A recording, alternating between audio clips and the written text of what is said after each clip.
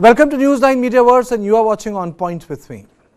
Pro-monarchy protests broke out in Kathmandu on Thursday. The police had to use tear gas and water cannons to scatter thousands of protesters demanding restoration of monarchy in Nepal. Is monarchy still relevant? Nepal used to be a Hindu Rashtra, but then the constitution became secular. New government came.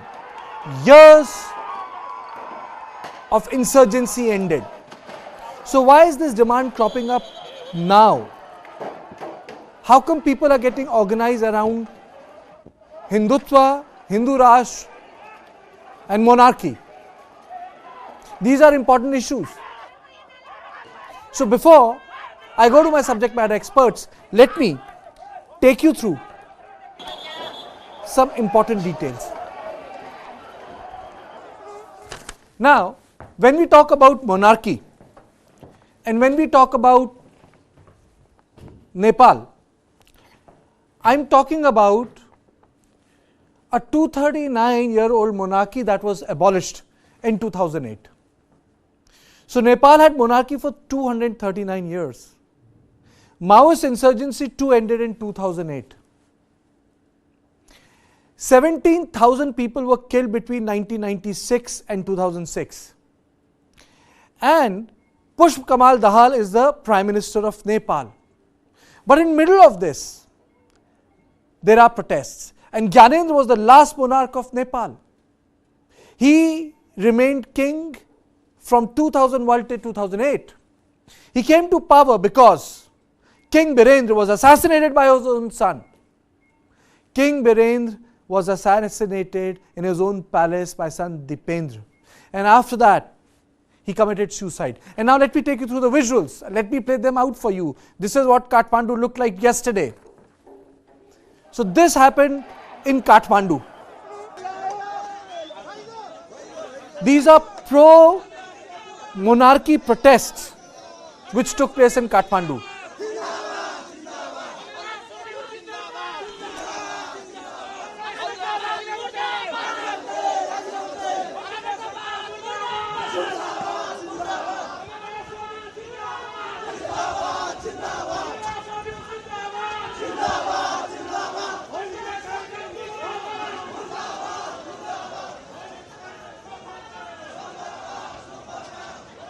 History, it was run by Ranas on behalf of the monarch for some time.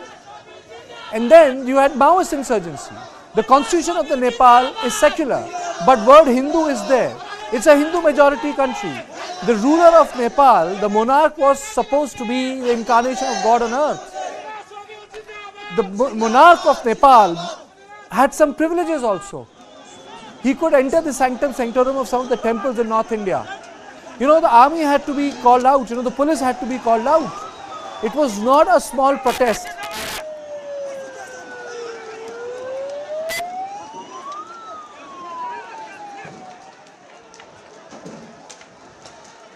So look at these visuals of Kathmandu.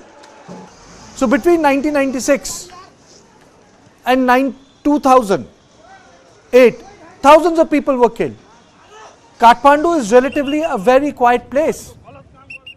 The leaders were, put under house arrest. And Hindu Rashtra and monarch are interlinked. They are not two different things. When we talk about restoration of monarchy in Nepal, we are also talking about changing the character of the Nepalese constitution. And the reason is, many people say that Nepal underwent lot of political instability. The governments could not continue. The function of democracy could not accrue down to common people. It's not that autocratic systems are better than democratic, but people got tired of a fractured democracy. It is like rise of right in Europe. Liberal consensus broke. Populist politicians came. Liberal democracies failed to deliver. So in that context, if you look at these visuals, the protests are taking place in Kathmandu. They took place yesterday. And imagine, in this century, these protests are taking place that the monarch should come back. So let me let me tell you this, that this is an important development that has taken place in Nepal, and we need to understand the complexity of it. I will be joined by Mr. Aditya Khanna, political commentator live from Nepal, and also be Yuvraj Ghimre, editor, Desh Sanchar. And let me go to Mr. Khanna, Aditya Khanna, political commentator. Mr. Khanna, am I audible to you? I think there's a free phrase with Mr. Khanal. But before that, let me take you through these visuals.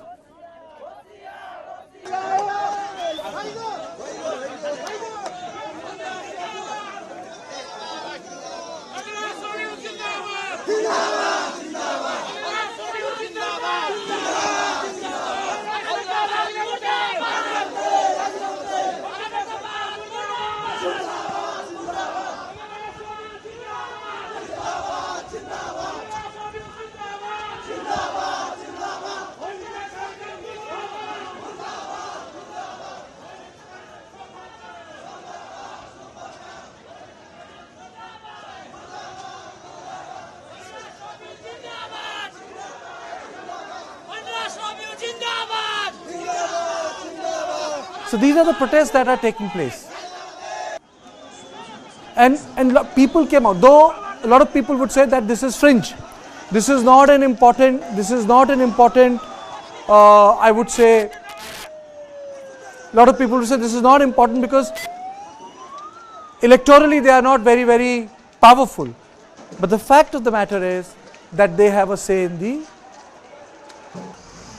politics of Nepal. Now, before I go to my guest, I had introduced Aditya Khanal, I had introduced Yuvraj Ghimre. Let me play out a part of my documentary, Nepal Saffron Surge, which I made when I spent 15 days in Kathmandu. And this Nepal Saffron Surge talks about this movement in Nepal, that why king should come back and why Hinduism is so important and essential to Nepal. So that is why this program is being done today on Point, that these issues are not sporadic. Monarchy's restoration has less to do with Gyanendra, but more to do with the cultural expression of Nepal, which is rooted in its Hindu identity.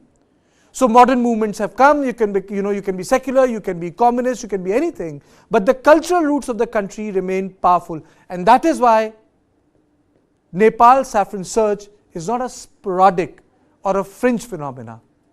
It is here to stay. Please have a look.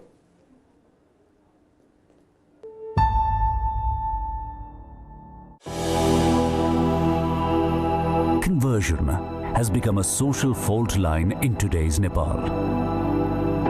Threatened by demographic change, the people yearn for the Nepal of old. There is a resurgent call for the Hindu Rashtra, and with it, the restoration of monarchy. Nepal needs monarchy for the stability factor. But there is also a significant portion of the movement which seeks for a Hindu state but does not seek for a return back to monarchy. Hindu Rashtra होने का अर्थ राष्ट्र संस्था भी जरूरी है. The king is a part of the Hindutva. Hindutva is not part of the king.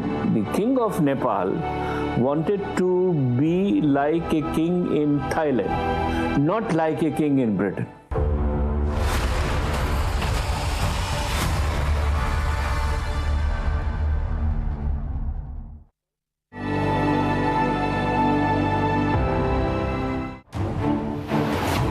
The downfall of the Shah dynasty began in a billiards room. In June 2001, a violent row turned Narayan Hiti Palace into a scene of the crime. Crown Prince Dipendra shot dead 9 members of the royal family.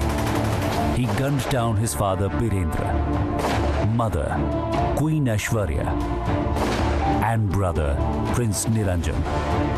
Then he turned the gun on himself.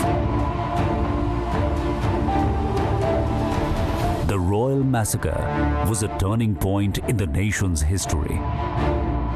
It disrupted Nepal's march towards democracy. It changed the line of succession of the Shah dynasty. The new Nepalese king, Gyanendra Bir Bikram Shah, was unlike his elder brother Birendra. He was unprepared for the role. He was a businessman first and a royalty later.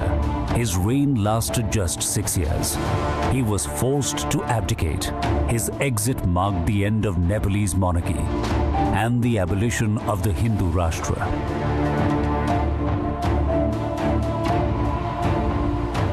"14 years later, the nation continues to struggle with political instability. Bickering parties have given democracy a bad name. Memories of monarchy are now being romanticized.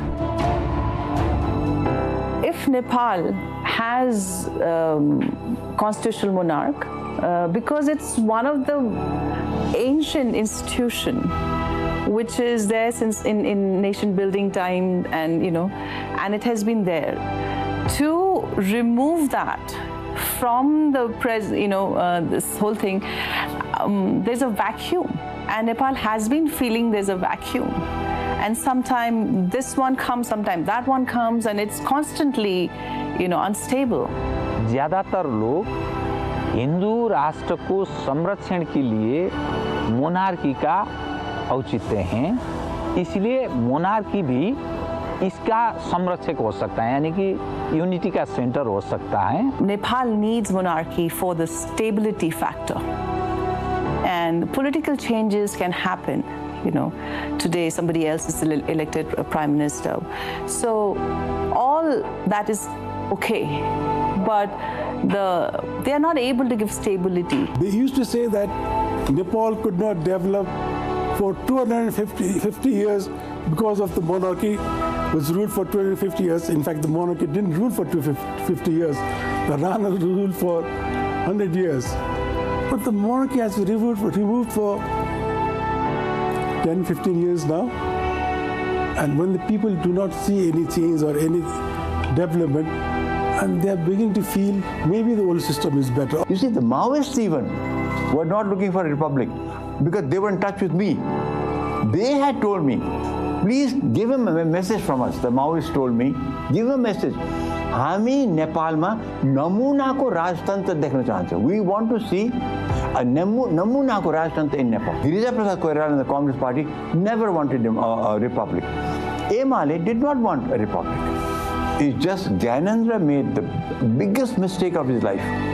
He not only ruined himself but also the monarchy by undertaking a coup and getting back those Panchayati people who were involved with his father during his father's coup. Gyanendra is now enjoying a newfound popularity. He is celebrated as an embodiment of Nepalese tradition. Things have come full circle for the former king.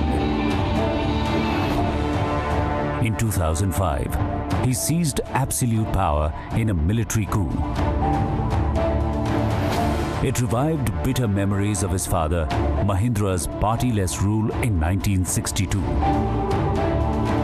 Gyanendra's coup hammered the last nail in the monarchy's coffin.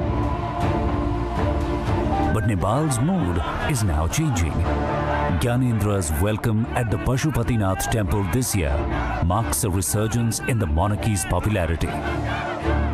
If Birendra had been there, monarchy would not have gone.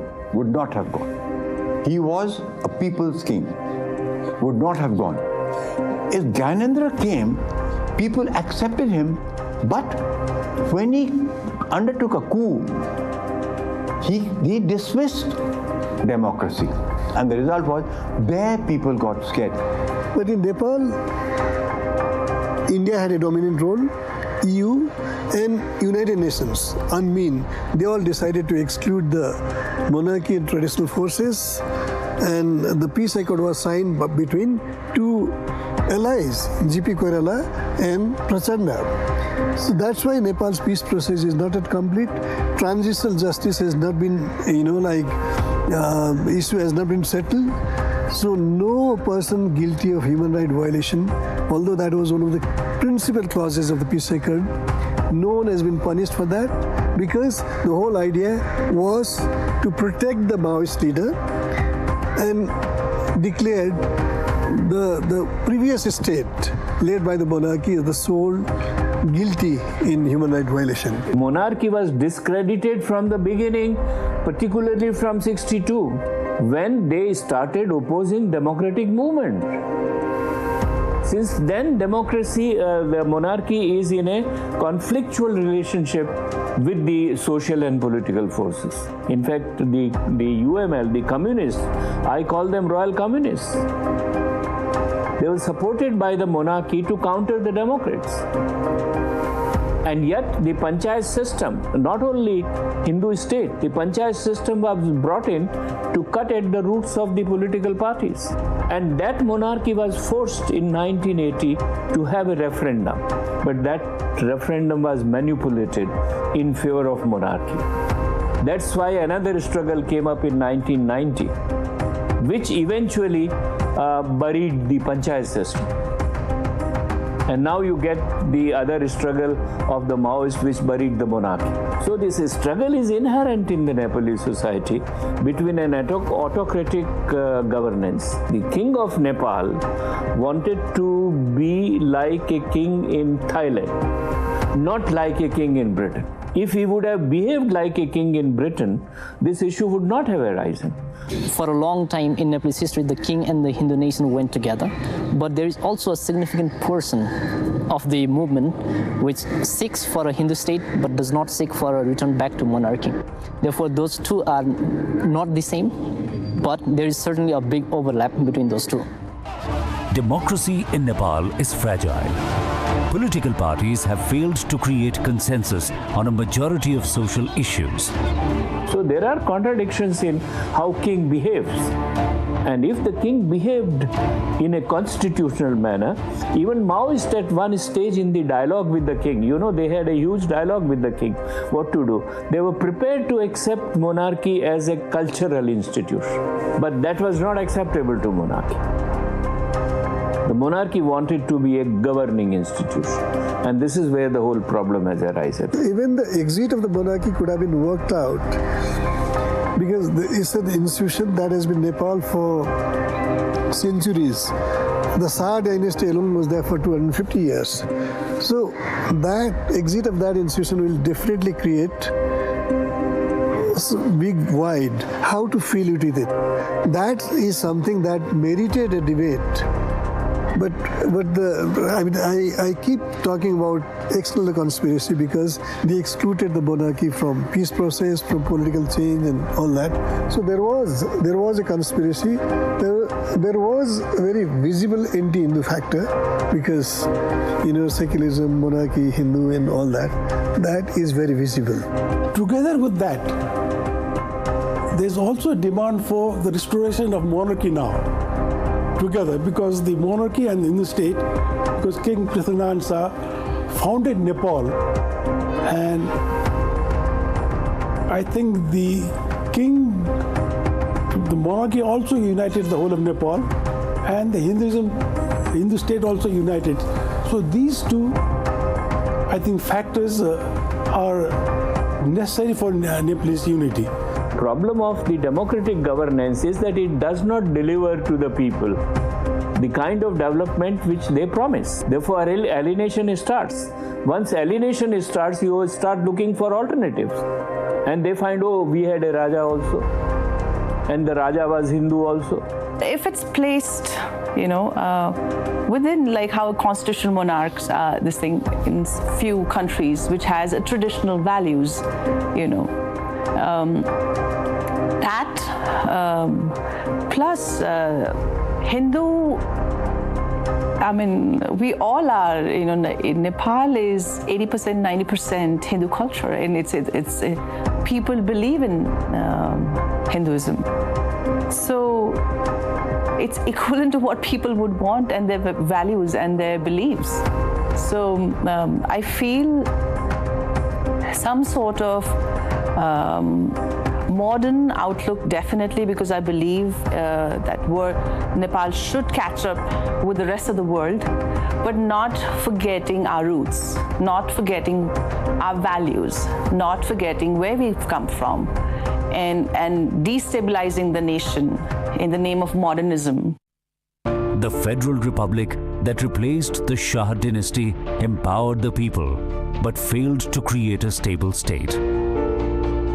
New influences, both internal and external, now vie for control in the country. Landlocked Nepal has always had to walk a diplomatic tightrope. China, India, the West have competing interests in the country. Close cultural ties have not deterred a growing anti-India sentiment. Today, China is the dominant influence. A new great game has begun in the Himalayan nation.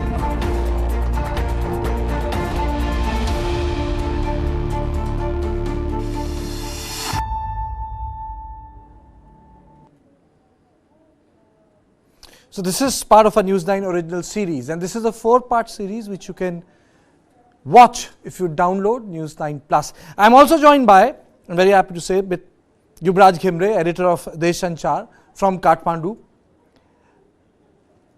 Good evening, how are you, sir? Good evening, thank you, I am fine. Mr. Ghimre, there are 2 questions I have straight away. One, is there an overlap between cultural, is there an overlap between Hindutva and monarchy? And do you think that there can still be some sort of a cultural role for the monarch, whereas the expectations of the people is that, or that there should be a governing role? 2 questions to you, Mr. Ghimre. Well, this issue was never debated when monarchy was removed in 2008, but was put under suspension 2 years before that, immediately after the 2005 political change. So, but what is, what is coming, what you was witnessing now is people are not happy with the performance of political parties which have been ruling the country for the past 18 years. And there are a series of corruption cases against top leaders. Almost every top leader, almost every former prime minister, half a dozen of them, heading different political parties. And there is a sense of anarchy, lawlessness in the country, and even judiciary has lost its credibility. So people are fed up, and although this movement began with some other demands, now they've also started, including this political agenda in their movement. And yesterday they announced that this movement is for restoration of monarchy and many other issues that include economic issues as well. Is there an overlap between Nepal as a Hindu Rashtra? Nepal as a Hindu Rashtra and monarchy, is there an overlap, sir? No, Nepal has been a Hindu Rashtra since, 1962, constitutionally. But Nepal was also known for a society with so much social accord and amity. And every religion felt protected. But why people are upset is, not because Nepal has become secular or Nepal has become federal or something, but because nobody knows what federalism means. The secularism has never been debated. All that the European wanted was that, if there is no mention of secularism with the right to conversion as a fundamental right, secularism loses all its meaning. So it has made religion a trading subject. Outsider would not know this much, but here in Nepal there is resentment about this free conversion, and also the fact that the constitution doesn't define what secularism is. How is it different from Hindutva? How is it different from Hindu Nepal? Nobody knows, except that they are demanding this right to conversion as a fundamental right. And there is resistance at the grassroots level, the people, we are seeing these, ordinary people, their religion bought over, their religion being made a trading subject. Okay. I am also joined by Mr. Aditya Khanna, political commentator live from Kathmandu. A very warm welcome to you, sir, for joining me. How do you look at this movement? Do you think that this is an expression of people on whom a sort of a foreign model has been imposed? Your first comment, sir, Mr. Khanna. देखिए, मैं हिंदी में बोलना चाहूंगा। बिल्कुल बोलिए। क्योंकि सांस्कृतिक रूप से देवनागरी लिपि हमारी दोनों की मातृभाषा है, देवनागरी लिपि, और ज्यादा लोग ये भाषा समझते हैं। ऐसे भी हम लोग एक मानसिकता से शासित है कि अंग्रेजी बोलना आधुनिकता है और एक उन्नति का प्रतीक है, जो यथार्थ में है नहीं। तो वास्तविक उन्नति और प्रगति उसको माना जाता है अगर आप अपनी संस्कृति से जुड़े हुए हैं। रही बात अभी जो ये आंदोलन हो रहा है, ये जो घटना परिघटना आप देख रहे हैं, मूलतः मुझे लगता है कि ये लोगों की जो असंतुष्टि है व्यवस्था के प्रति या सरकार के प्रति, दोनों का निष्कर्ष है।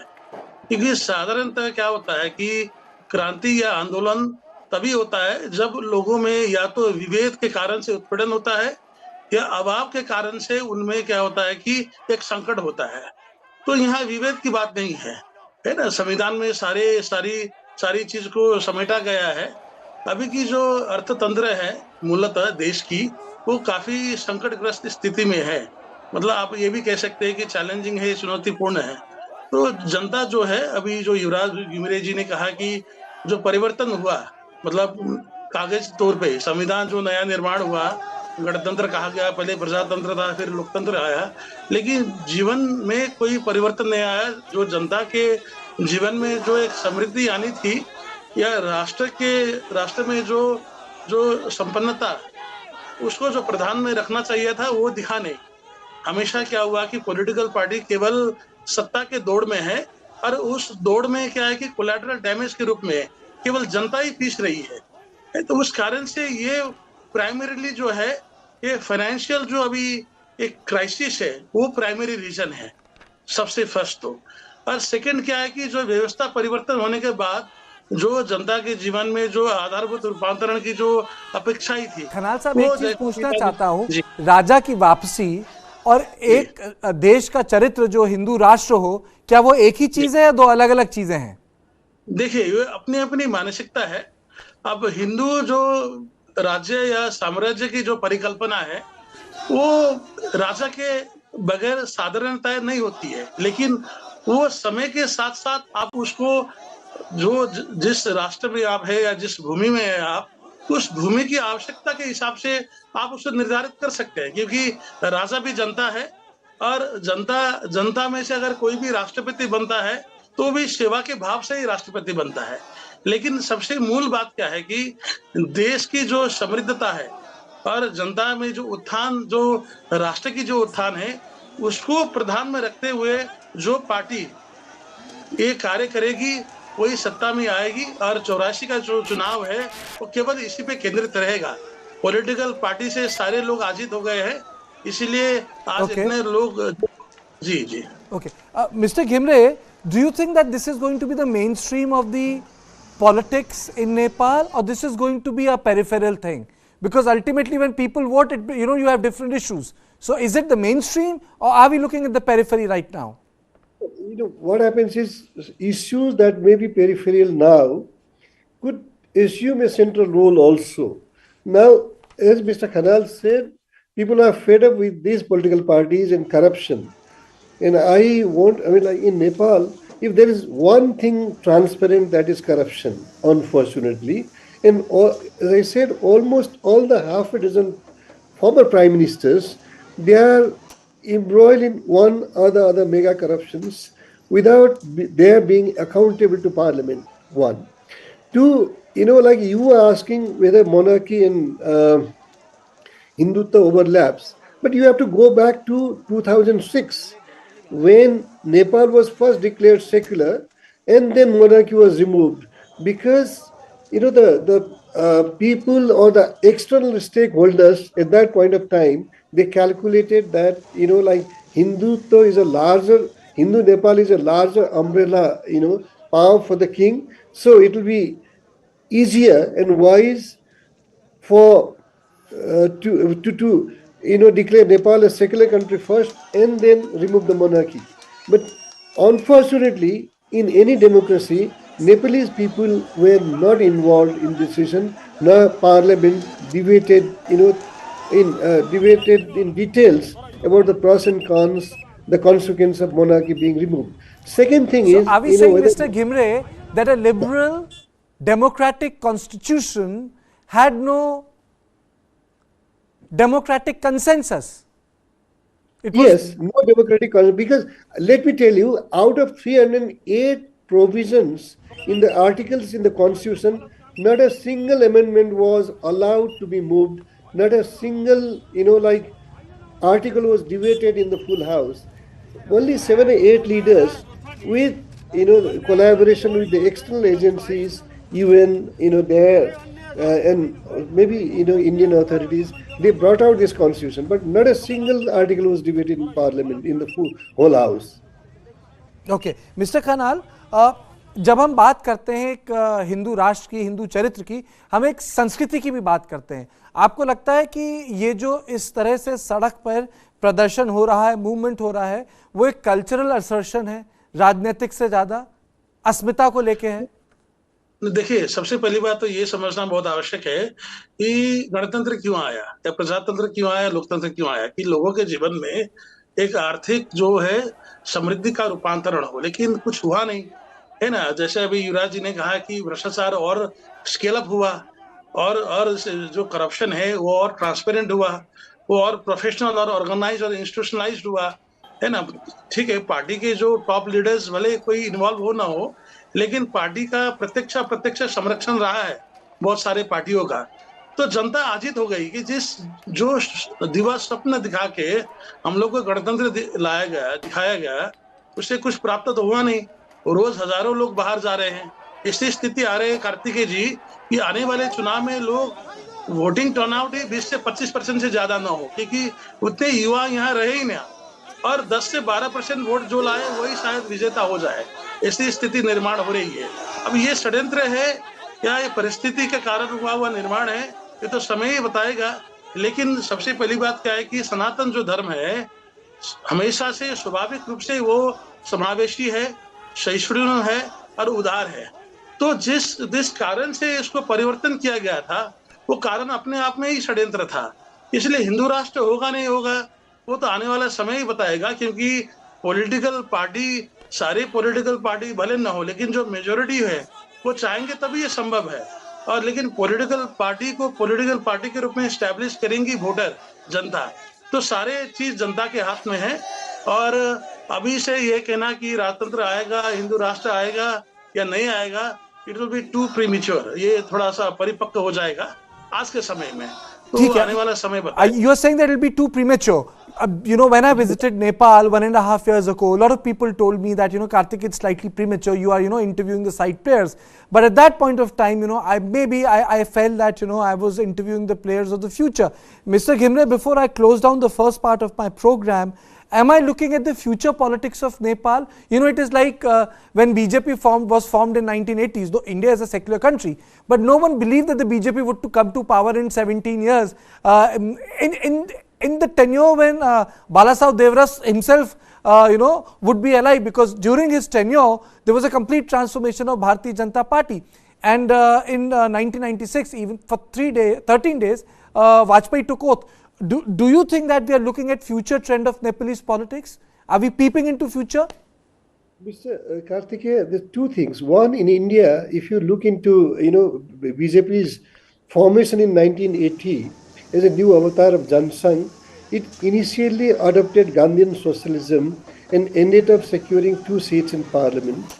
Then it moved to, Rath Yatra and all that. It became a radical Hindutva party.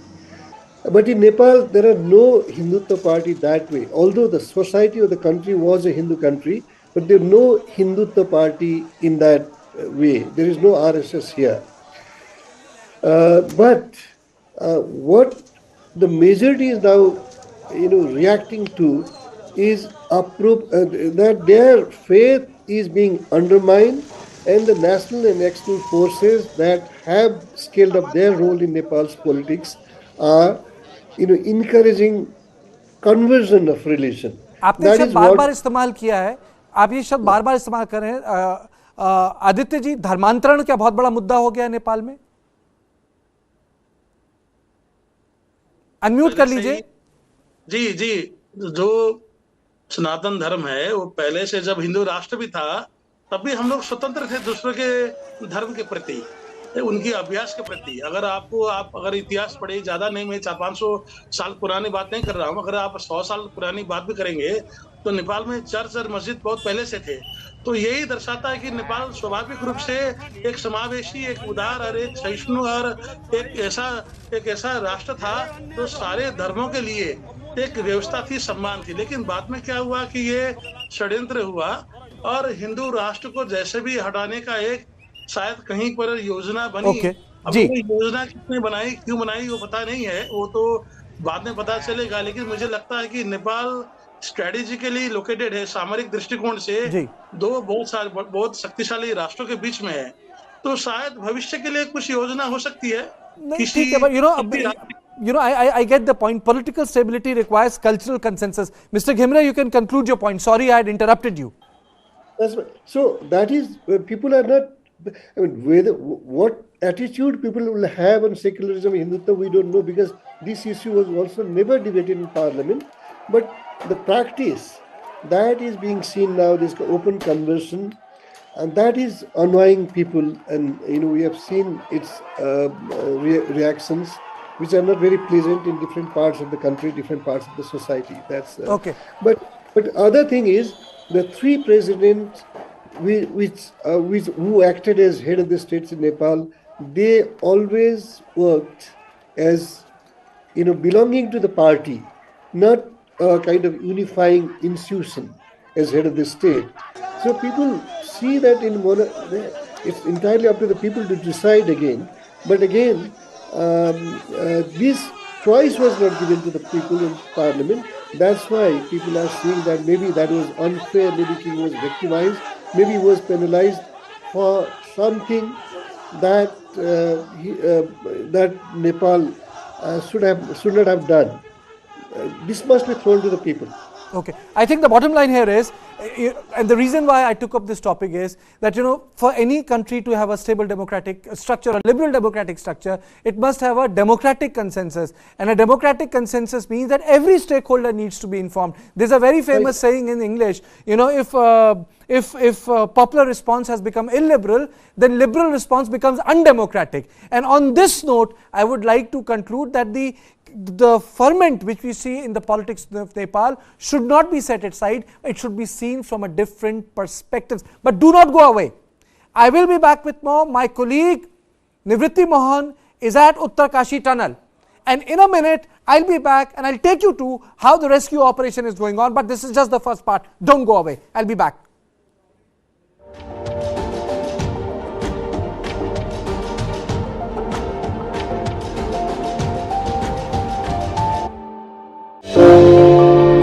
They picked my husband. He was tortured there for 2 years. He was enforced disappeared. We had no idea where he is. Within 15 minutes, we got the information that the whole area is